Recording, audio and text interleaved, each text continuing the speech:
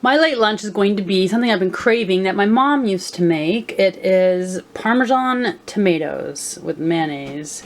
She would use fresh real tomatoes, but they were really juicy, and I remember it was, I guess, a lot of mayonnaise, so it was kind of greasy, but it was so freaking good. So I'm gonna use canned tomatoes and strain them really good. I have the peeled plum. I have a few cans of these. I don't know how many I'm gonna use. I also got some diced, just, you know, to have more like tomatoes instead of just like big chunks, but maybe some in between pieces. Mayonnaise, Parmesan, salt, probably some garlic. I'm just gonna use this chicken I thawed out a few days ago. It's now thawed. I'm warming my pan up. I'm just gonna saute the outside of the chicken. Not saute, brown. You wanna just sear it, yeah. Sear the outside, you don't wanna cook it. I've never mixed chicken in with tomatoes. I usually just made the tomatoes and had it like as a side dish. But I'll show you. This time I'm going to mix together all the tomato stuff and then put the half-cooked chicken all in a pan and bake it.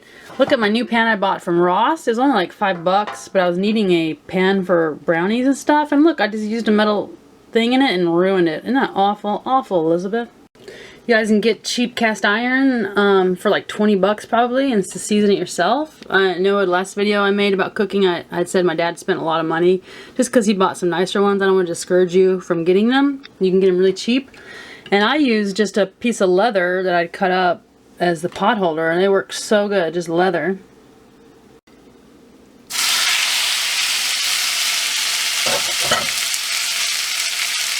So searing it is literally cooking it like on 1 minute on each side, just to kind of make it a cooked layer that will hold in all the juices. So you just cook it for like a minute till you see it start to turn white, and then you just flip it over, cook it again until it looks like it's just all kind of starting to cook, and then you're done.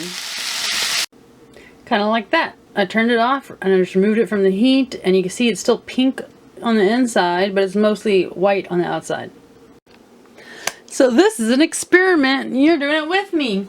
Usually when I cook, it takes a few times to perfect it. I don't know if you guys cook a lot, and if you notice that. First time I make the recipe, it's, you know, it's okay. It's not like, you know, usually bad. But then you see what you like and you don't like about it, and you tweak it the next time. So this one will probably be really good, but it will definitely be better the next few times I make it. Ew, I didn't wash that lid off. I thought it looked dirty, that last one. Anyway, I hope I don't die. The diced tomatoes I strained super well until they're dry, because I know that these whole ones are hard to strain with all like that, because the whole inside's liquidy. And be careful, because they do explode and shoot you.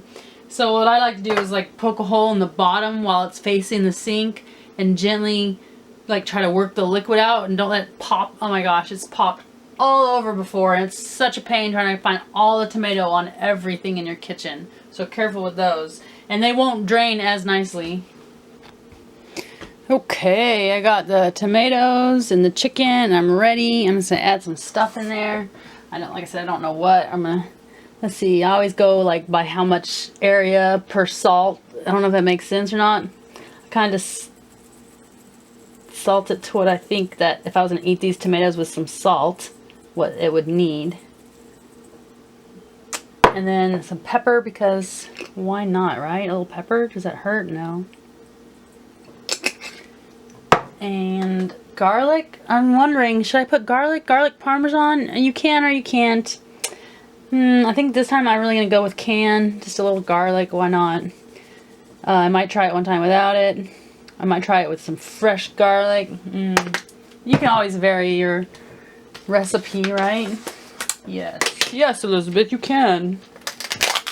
See, I talk to myself now sometimes. Because, I don't know, I just do.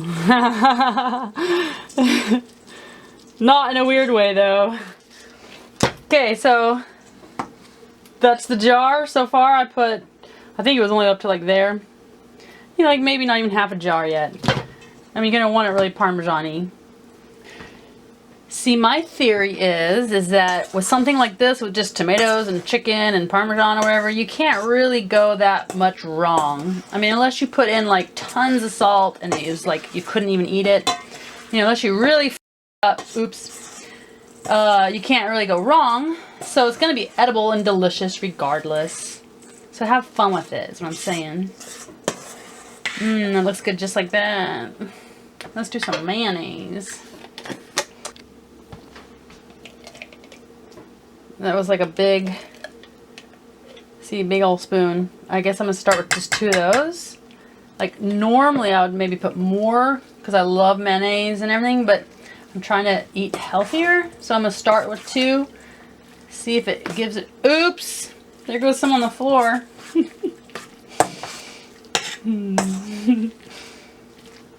It does seem to be mayonnaise-y. I really think it needs another spoon, at least. Another good old spoon, that should do it. If you don't care and you want more, put more. But like I said, I remember from my mom, I think she put a whole bunch in there because she actually used like a measuring cup and filled it up.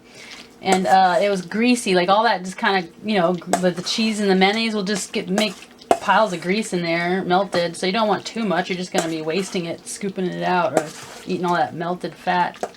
Yeah, see, that's way mayonnaise-y looking. That might have been even a little too much. So we're going to add the chicken. So excited for this. I hope it turns out good. So I'm mixing in the chicken. Like I said, I didn't know the measurements of how much chicken to how much tomato or any of that. You can, of course, this would be delicious over pasta or with some white rice on the side. I don't really do pasta and rice that much. Like I really just have the chicken and the tomato. I'm going to put it in the pan. I set the oven to 350. I think that might be okay. I'm not really like, you know, sure. And I'm going to bake it until it starts to smell. That's a good way to know if you don't know time, is when the house starts to smell with it, like a cake would, right? You know it's probably going to be done. Good time to check the chicken because the chunks aren't that big. All you have to do, and they're half cooked almost, so all you have to do is make sure they're cooked and you're set. Here's the spatula that I use. It's a Man Kitchen, M-A-N-N, and then kitchen. It's very nice. It has like the bevel, the edges and stuff like it's supposed to. And this pan cleanup has never been so easy. I love cleaning this pan. All that, any kind of chicken, anything you fry or cook in here, all you have to do is get one of these, some kosher, like chunky salt, and then scrub it down for just like a minute, and that's it. Rinse it off, dry it off, and oil it up a little. Bam! I had put the timer on for 25 minutes just so I could kind of get an approximate of how long it takes so I can tell you guys. And the timer's beeping, and definitely the whole house smells like it's done. So I'm going to assume 25 minutes for this amount, which was 1 fat breast and those 2 cans of tomatoes, which is how much I used. Oh, let me grab another pot holder. I would hate to drop that. I would cry. You all would hear me cry. Tears of hunger. I'm sure it's done, but I kind of want it to brown the top a little. So what I'm going to do is I'm going to put it on broil, and I'm going to put a little tiny cheese on top. Real cheese, like a good cheddar cheese. I use that Tillamook brand, and it's like a white cheddar. It's so freaking like sharp and delicious. I think a little of this on top will make like a good crust layer is what I was wanting. That's really what I wanted. So, ooh, that's a chunk. I'm gonna eat that. Okay. I just realized I didn't check the chicken. That would be wise. Do you agree? Let's see, a spoon. I'll use this spoon of my mom's. I love it. It's her old U.S. Army spoon with a hole in it because it hooked it to their, you know, their thing. I love this spoon. It's so huge. You can be like, just get big old spoonfuls of everything in your mouth.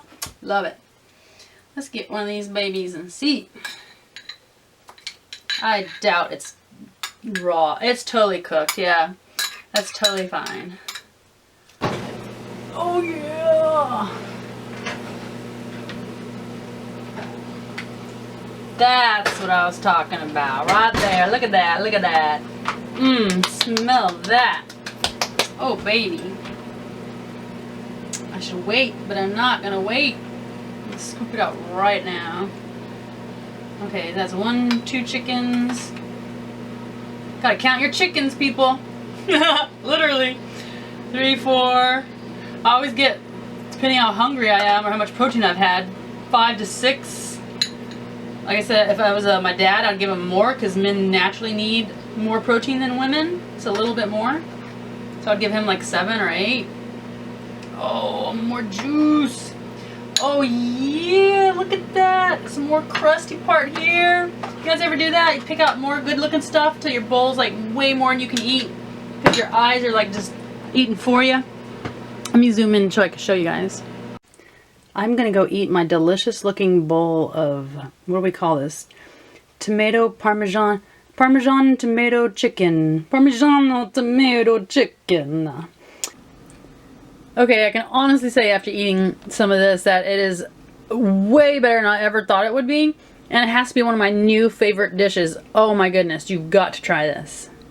It turned out perfectly and I wouldn't change anything.